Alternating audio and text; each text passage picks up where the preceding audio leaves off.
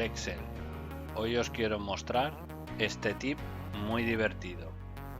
Vamos a incorporar una imagen a nuestros comentarios.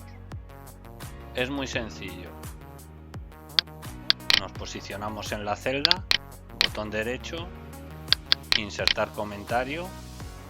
Cuando aparece la crucecita, botón derecho, formato de comentario, en colores y líneas, en el color, nos ponemos en efecto de relleno, pestaña imagen, seleccionar imagen, un archivo de PC y en este caso el avatar OK.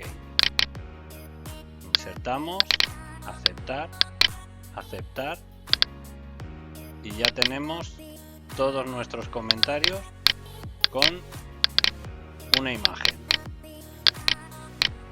Bueno, espero se hayan resuelto tus dudas. Si te ha gustado, dale a like, comparte y suscríbete para más vídeos como este. Déjame en los comentarios qué te ha parecido el contenido, cómo puedo mejorarlo o si quieres que haga algún tutorial específico. Me ayudarás mucho. También puedes seguirme en las redes sociales. Hasta pronto.